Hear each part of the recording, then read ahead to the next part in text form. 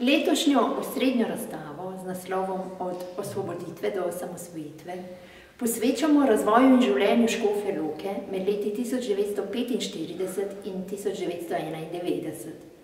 Gre za obdobje Jugoslavije kot socialistične zveze več republik, ki je v več kot 45 letih svojega obstoja pustila sledi na različnih področjih, tako gospodarskega, družbenega kot kulturnega življenja.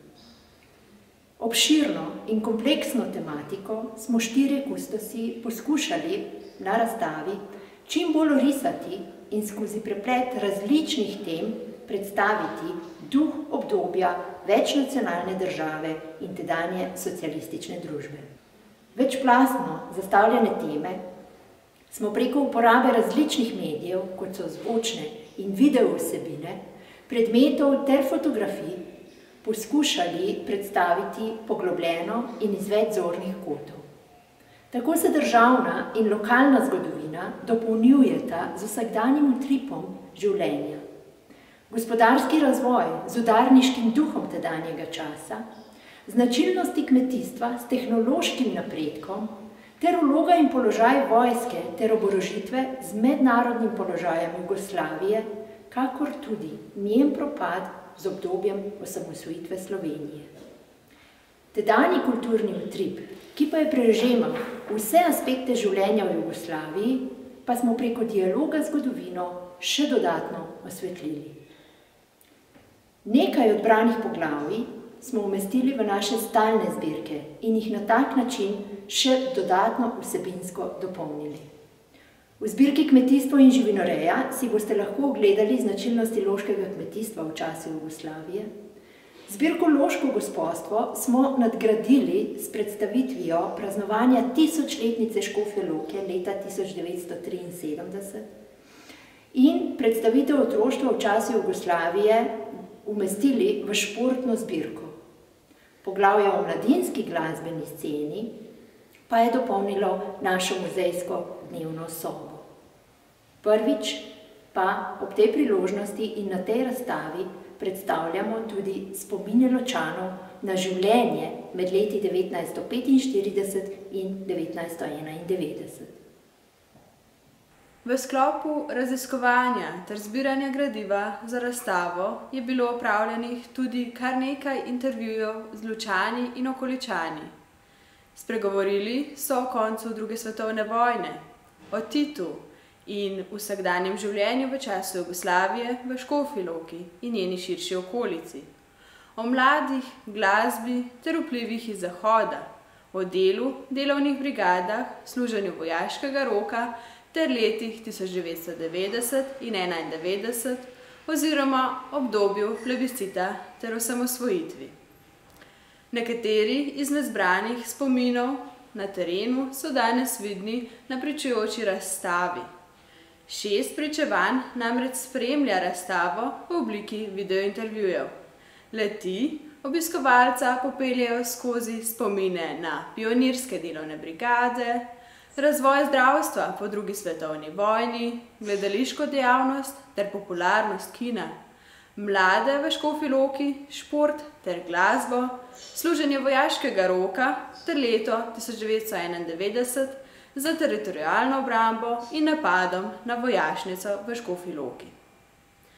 Videointervju o mladih in glasbi v Škofji Loki v času Jugoslavije se nahaja v muzejski dnevni sobi.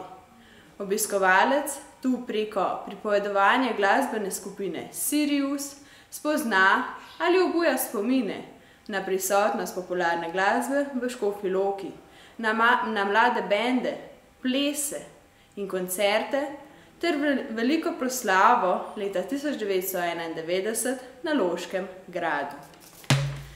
Glasba iz Zahoda je bila namreč zlasti preko mladih bendov prisotna tudi v Škofji Loki. Če na tem mestu citiram sogovornika: "Ko sem se jaz začel ukvarjati z glasbo, je bil rock prisoten, tudi disko je že bil. Tam, začetek 80-ih, je prišel še punk. V Loki je bilo veliko bendov, začnemo lahko z Downbeatom in Mumijami, potem so bili Frajzingi, potem F+, Te so bili že bolj pop band, ki je igral bolj po plesih. Prve po vojni rojene generacije so do takratne popularne glasbe dostopale zlasti preko radia Luksemburg. Mlajše generacije pa so poleg poslušanja radia ter presnemavanja komadov na kasetar do glasbe lahko dostopale tudi preko diskografskih hiš polnih LP plošč. S poslušanjem glasbe se je v nekaterih mladih v Škofji Loki obudila tudi želja do proizvajanja le-te. Tako se je v Loki zvrstilo kar nekaj glasbenih skupin, od že prej omenjenih Downbeatov, Mumij, Freisingov in F plusa, do mlajših, med njimi Naša stvar, Visoka napetost, Zeus, Sarkazem, Samoupravni nesporazum, X-ray, Sirius in tako dalje. Predstavitev zgodovine loškega področja v času Jugoslavije začenjamo leta 1945, ko se s koncem druge svetovne vojne začne novo obdobje socialistične državne ureditve in skupne države Jugoslavije. Škofja Loka se je, tako kakor drugi kraji, morala na mnogih področjih soočati s posledicami vojne. Porušeni domovi in javna ter industrijska infrastruktura, uničene ceste, železnice in mostovi, splošno pomanjkanje hrane in potrošnih dobrin so zahtevali precej dela in napora pri obnovi in ponovni vzpostavitvi življenja. In ravno slednje je tedanja socialistična oblast narekovala in spodbujala z udarniškimi gesli, z graditvijo in utrjevanjem kulta voditelja ter s poudarjanjem pomena skupne socialistične družbe.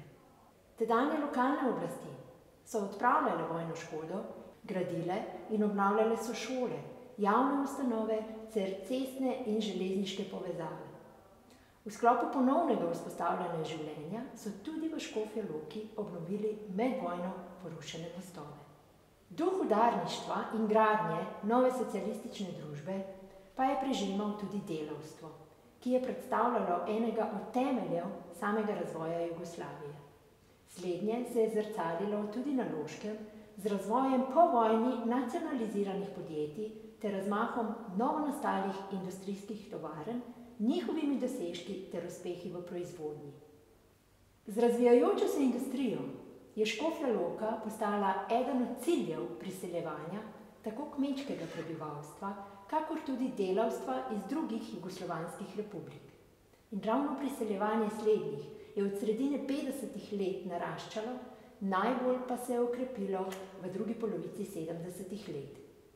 Večina priseljencev so bili predvsem mladi v 20 letih z dokončano osnovno izobrazbo, ki so se zaposlovali v industriji. Po koncu druge svetovne vojne so Nemci Škofjo Loko in Loški grad zapustili. Zdaj še v istem mesecu ga je pa zasedla slovenska OZNA, ki je tukaj ustanovila taborišče za pripadnike različnih vojaških formacij iz območja Jugoslavije, ki so jih takrat ob koncu vojne partizani zajeli na območju Slovenije, oziroma so jih Angleži vrnili z Vetrinja na Koroškem. Ker na gradu so bili poleg Slovencev zaprti tudi Nemci, ustaši in pa hrvaški domobranci.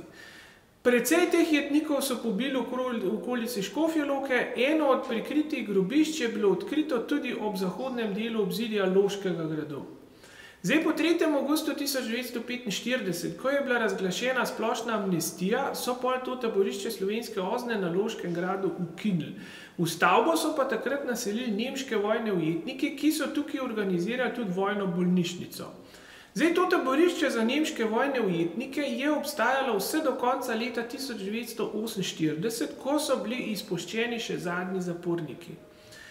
Zdaj, od oktobra 1949 pa do 14. aprila 1950 je bilo pa na Loškem gradu žensko taborišče za družbeno koristno delo.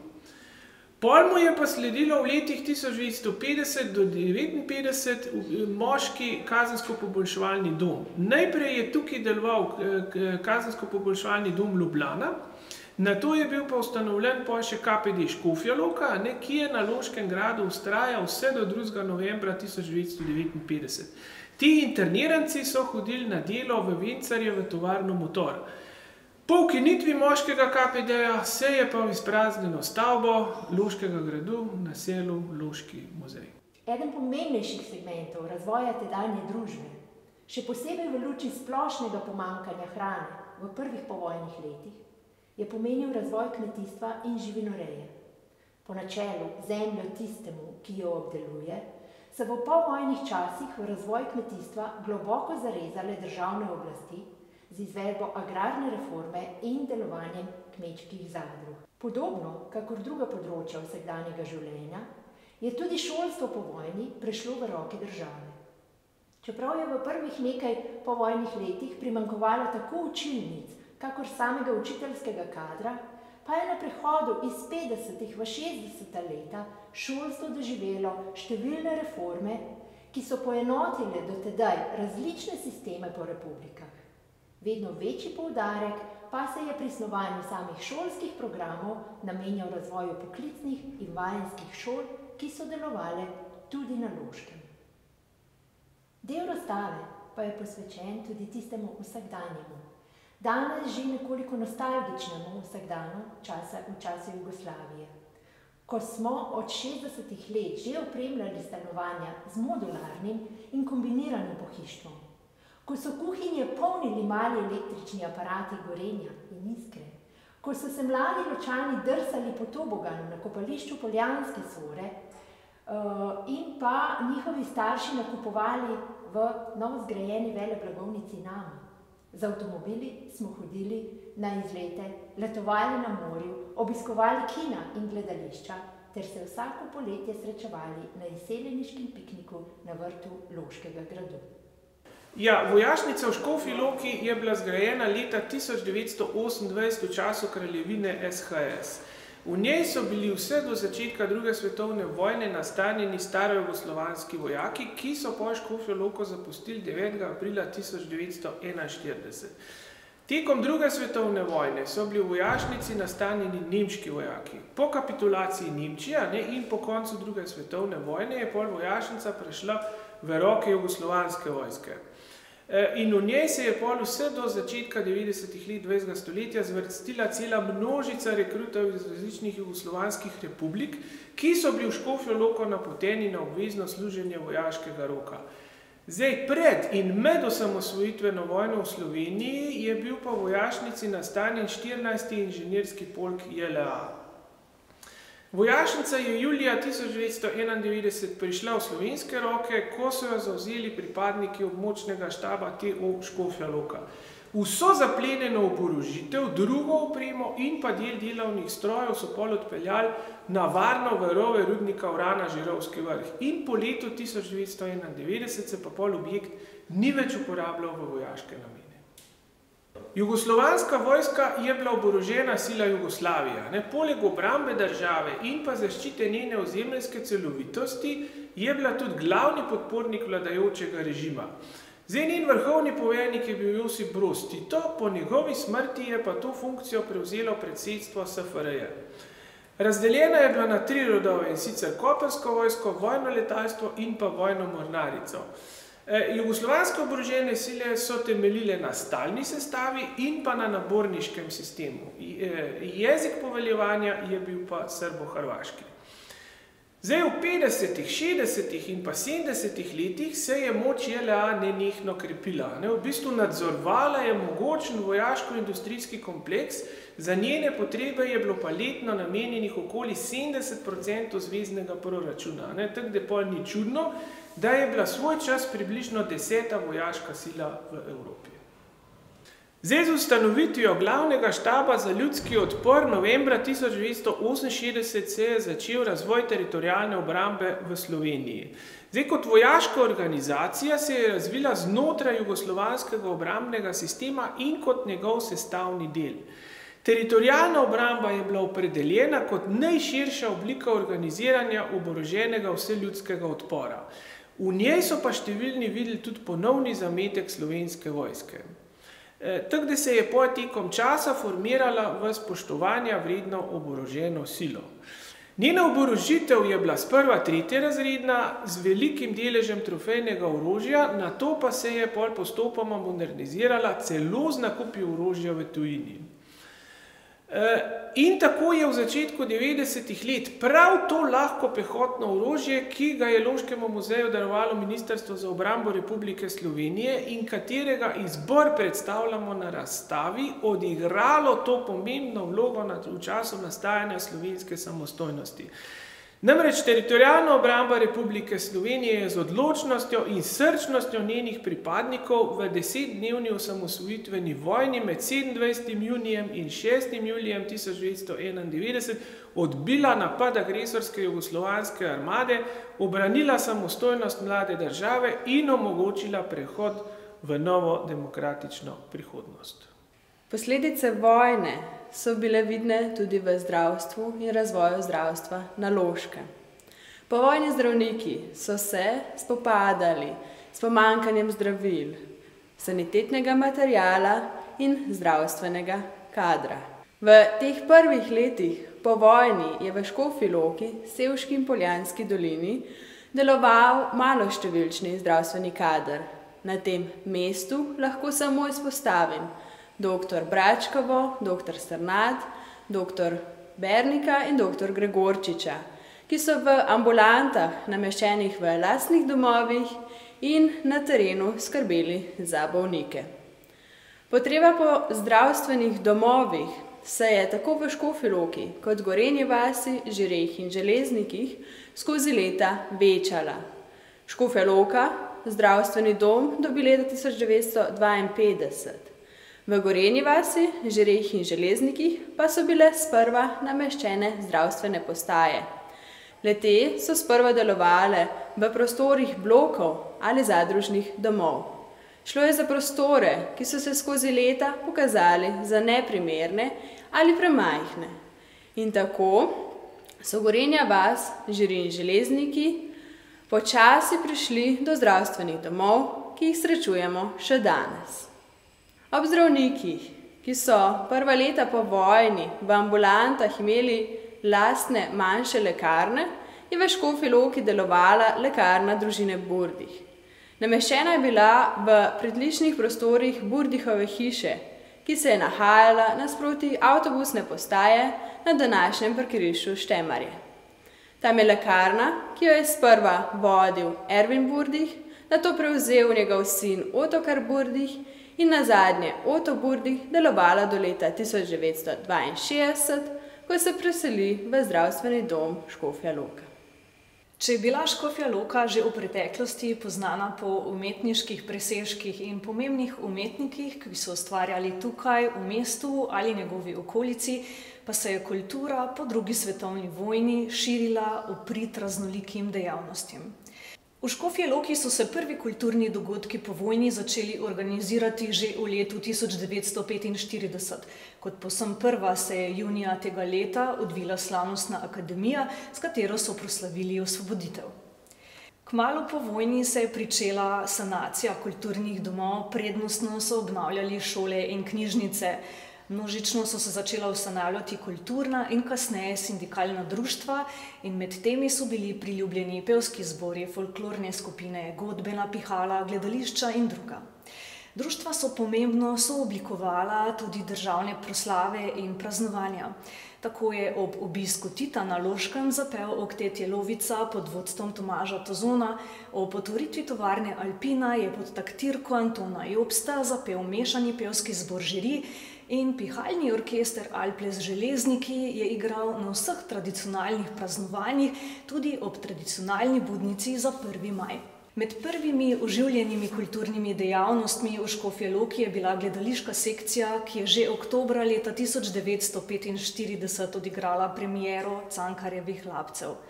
O tem, da je bilo gledališče v Škofji Loki zres priljubljeno, priča podatek iz sezone 1951 in 1952, ko si je predstave ogledalo več kot 12.000 obiskovalcev. Sredi 60. let pa so bile gledališke predstave tudi osrednji dogodek znamenitih škofjeloških poletnih prireditev. Mnoge gledališke predstave in likovne razstave pa so se odvijale prav v tem prostoru, kjer danes stoji razstava od osvoboditve do osamosvojitve. Tudi monodrama Krotko dekle v izvedbi Staneta Severja, po katerem so poimenovane Severjeve nagrade, ki so jih leta 1971 začeli podeljevati prav v Škofji Loki. Galerijo Nagrado so sredi 60. let preuredili iz nekdanje nunske telovadnice in je imela zelo pomemben vpliv za razvoj razstaviščne dejavnosti na Loškem. Med prvimi, ki so razstavljali v muzeju, so bili Ive Šubic, Janez Sedej in France Košir. Kulturno dogajanje je bilo v Škofji Loki zares pestro. Za mednarodni sloves mesta pa sta ob nekaterih filmih, ki so jih posneli tukaj, poskrbeli tudi dve umetniški koloniji. Groharjeva kolonija, ki je privabljala tako domače kot tuje umetnike, in Mala Groharjeva kolonija, kamor so iz vseh držav bivše Jugoslavije prihajali mladi ustvarjalci pionirji. Še danes se vsakodnevno sprehodimo mimo javnih spomenikov, ki so bili v desetletjih po vojni postavljeni pomembnim loškim umetnikom, na primer pisatelju Ivanu Tavčarju ali slikarju Ivanu Groharju, ki ga je ob mnogih drugih javnih obeležij ustvaril domačin kipar Tone Logonder. Nekateri tukajšnji umetniki pa so si v svojem delu želeli preseči vpliv takratne politike v kulturo in umetnost in si tako prizadevali za svobodnejšo možnost ustvarjanja. Razstavo, ki bo na ogled do 25. septembra naslednjega leta, bo spremljal tudi pester program vodstev, delavnic in različnih predavanj. Pripravili pa smo tudi družinski vodnik, ki vas bo preko različnih nalog peljal in usmerjal k še bolj poglobljenemu odkrivanju samih vsebin razstave.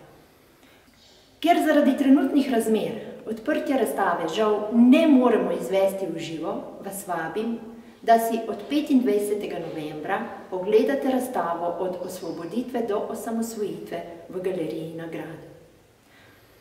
Za konec naj se zahvalimo vsem, ki ste na kakršenkoli način prispevali k razstavi in s tem pripomogli k poglobljenemu uvidu v našo skupno povojno preteklost.